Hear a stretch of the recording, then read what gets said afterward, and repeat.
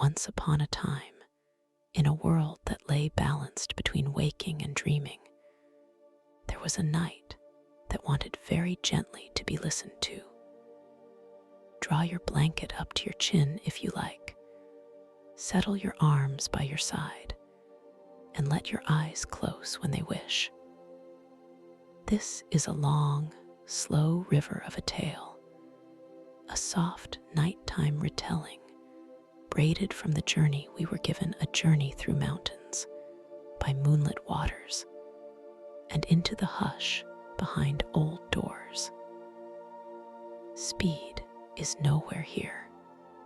We will walk step by step, and each beat of our words will be a soft, slow-footed lantern for the heart that follows. At first light, it was a road that wound away and away, west behind them, and east before them, the rails of a train long gone, becoming only a memory in a traveler's pocket. Imagine the first stir of autumn air against the cheek of a man named Jonathan, a pencil-thin journal tucked safely in a leather bag beside his boots. His day began with the strange sort of excitement that comes with beginning a long trip, when everything in the world looks as if it might unfold into a beautiful secret. He rode through towns where chimneys still smoked lazily, through country where the Danube's far-swaying shadow gave the sky a momentary lift. The land grew more and more like an old, careful book, with pages of hill and valley, and every page edged in the softest moss. He stayed one night in an old hotel where the people crossed themselves the way families set a small wooden headstone at the edge of a garden out of habit and into a careful kindness. That night, someone placed a small crucifix about his neck before he left. Imagine how it felt, the weight of that smooth, cool wood against his collarbone, an old comfort from a stranger's hand. He rose before the sun, and the coach waited, a clattering little cart that rolled into the sound of 100 small bells. They made the sign of the cross as he left, and their hands were shaped around the motion like wings. It might have felt strange to him then, the way the world kept folding itself into a protective pattern, as if the land remembered things too. They traveled as the day matured, the hills softened by blossom, orchards tilting with fruit. Each curve of the road let a new little valley unfold, like a secret being revealed slowly, thoughtfully. Toward evening, the mountains themselves began to rise, each slope catching the sun the way a hand catches light. They turned deeper in blue and purple, while the higher places kept a last cool blush of pink. In the hollow of those mountains, there is a tradition that even the air listens to stories. On the drive through narrow passes, the coach made a soft, rocking motion, like the breath of a sleeping giant. At intervals, the passengers murmured local phrases that sounded like small, private prayers, and sometimes a spark of laughter, as folks reminded one another to be brave. On the edge of the mountains, where trees hold their leaves a moment longer than elsewhere, the coach slowed. The men who guided their wheels had that old, steady knowledge, horses that trusted the road, and a driver whose hands knew every turn. far below, a little scattering of homes turned their windows toward the dark. High overhead, the first white of a new moon lifted like a small promise. There are places in the world where evening brings the scent of pine and the hush that only wide sky can make, and they passed through one of them. When the moon rose and the first stars embroidered the night, a pack of wolves began to speak in the long, pure language of the night. It was a sound that might have been all worry in a softer heart, but in the coachman's voice, it became rhythm, a part of the night's map.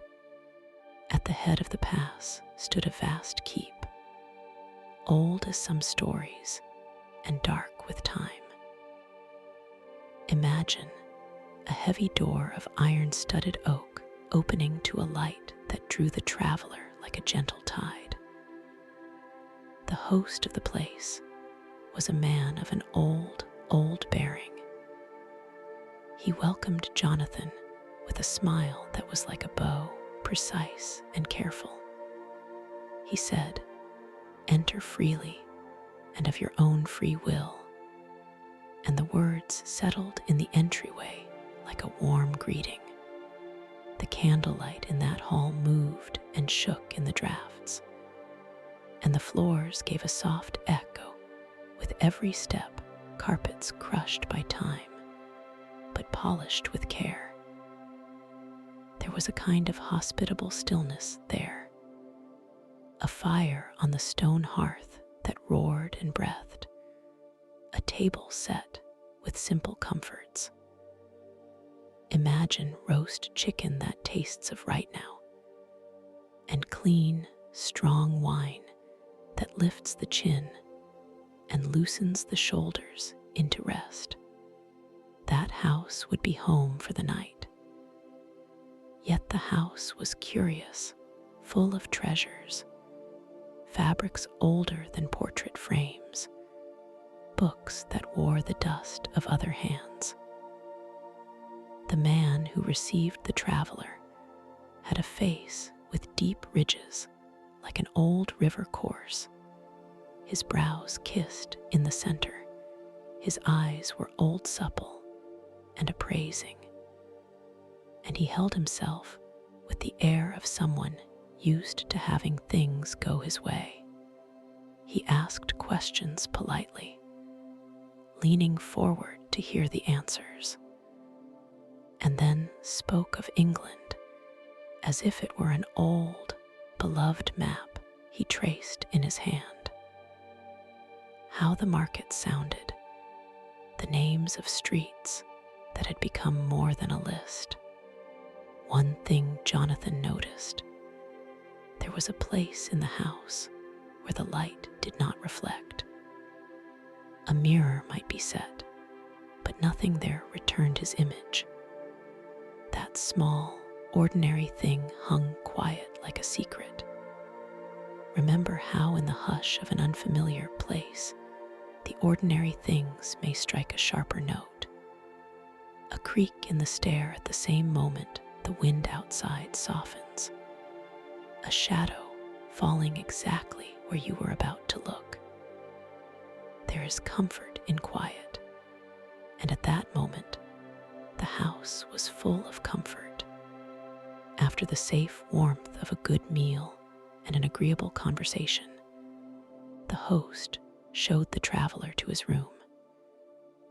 It was a room by the hearth, wrapped with textiles that smelled faintly of lavender and cedar. No servants arrived to tuck the traveler in at night. Everything was handled with an unfussy care, as if the house were itself a thinking thing. Once, in the quietness of his solitary bed, Jonathan slept as if lifted upon a soft tide, until something in his dream made him awake to a slow, secret clock. The house was not only old, it kept its own strange hours. morning arrived pale and early, and with it, an unexpected discovery. Mirrors and the sunlight find their way into the corners of houses, and there, by the small dressing desk, Jonathan saw something that made his heart miss a soft beat. The man who had welcomed him, the things he had said, and the odd hush at the edge of the room. Only the man himself had no mirror shadow. When Jonathan checked the glass, the room returned every object except that man. The empty reflex was a whisper of something beyond ordinary. Imagine standing before a still lake and finding that a hat floating upon the water shows a hat and nothing else. At the breakfast table, a secret unfolded the way a small door opens. Outside, a courier arrived horses in a quiet hurry. A coach drew up quietly, and the two designs of men, each in a different kind of power, met in a hush that instantly made Jonathan feel very small and very alert. He learned of appointments, of arrangements the Count had made for his travels, and of a map that turned this small chapter into an expedition. As the day moved on, Jonathan's careful mind catalogued each little thing in a journal. Fields, men who played with fire on the roadside, the taste of the wine, the feel of the keys in his pocket. He wrote so that if one day the pages were read, they would be like the soft trembling of the leaves at dawn. Proof of a life that moved through real days. And even when night's hush came down again, the traveler found steady rest, until the feel of the house itself, ancient and knowing, curled around the outside of the room like the slow turn of a page left unattended.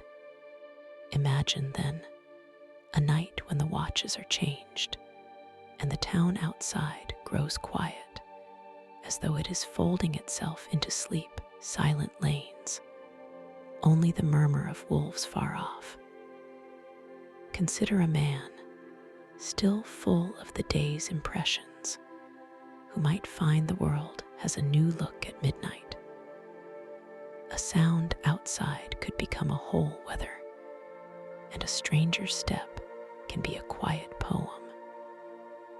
He hears a subtle movement at the window, a hush like velvet. In the dim calm he looks up, and for a moment that makes a small thunder in the chest, he sees the impossible. Figures near the sill, faces pale as moonlight, eyes deep and focused. In that stillness, we hover a breath. Your own eyelids might flicker now as your lungs calm.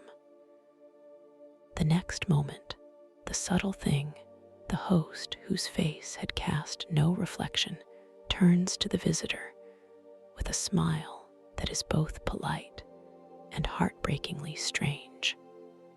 Picture white teeth behind a smile like a line of moon.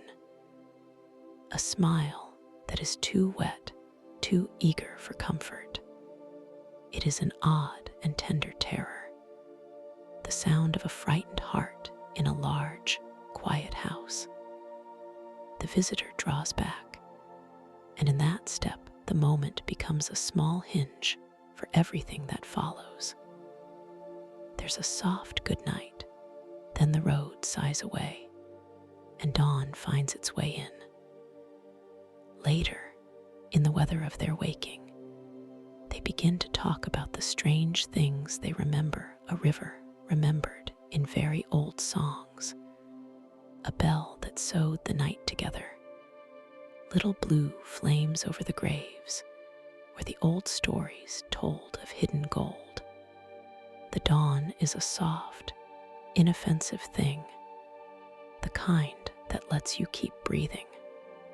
Slowly, the journey must move on, because journeys in dark and shadow can only be paused for so long.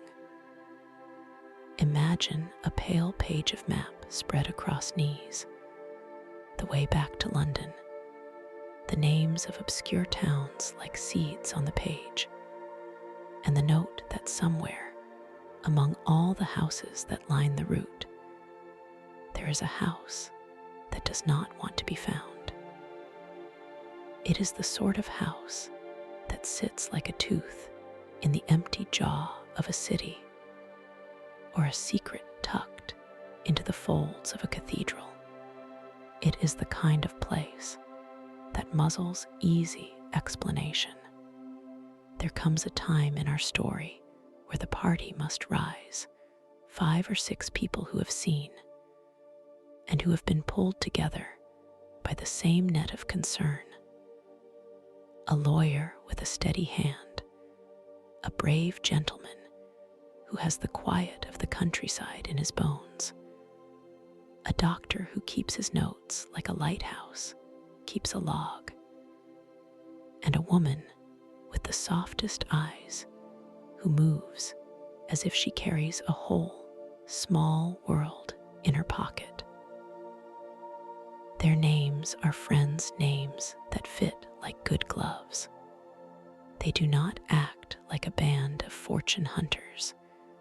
They act like a small, modest council of people called to the work of bedtime for the world. They do not move with violence. They move with method. Sometimes method is the softest kind of courage. You can imagine them with lanterns and maps, glancing once more at the facts, where the wood boxes were delivered, who drove the cart up the street, what the ledger said, which post the letter came on. Their deliberations are gentle. They take a moment to decide who will ride where, whose hand will steer the wheel, which two will go by the water, and which two along the shore, how long they will wait for news, and how many steps they will take before answering the noise of a shout in the dark. They are practical. They do not make a show of bravery. Instead, they study their instruments and their options. Maps, nodals, keys that look like teeth. And then you sleep, and the world becomes not a list of worries, but a ribbon of light, the hearth of that safe house, the quiet steps of an old porter. Come now. Breathe in slowly. Breathe out. Let your mind drift along the river that runs through our story, slowly, calmly, and without hurry. The next time this tale will move forward, it will do so in your dreams. Let your thoughts travel with it like lanterns hung one by one, the light they cast barely more than a suggestion. Imagine the next step to be soft and unhurried. A whisper of horses, the rustle of maps, the small, steady thud of an oar rowing in the dark, then the distant sound of someone softly singing to keep courage at bat. There are people who go on such strange journeys. They come home. They tell long stories. You will hear them if you keep this lamp of sleep gently lit. Now sleep. Imagine Jonathan's journal closing and a single page, soft and unfinished, slipped into a saddlebag. Imagine it resting on an old trunk in a far-off house, under a star-watched roof where winds whisper over eaves. Let the quietness of that image fold around you like a warm blanket. Let the breath slow and the heart soften. If any thought comes, be gentle with it as you would with a small animal. Let it pass. The night holds you steady. Rest. Good night. The tale will keep waiting like a kindly friend on the doorstep, ready to go on when your eyes are rested and your breathing even and soft.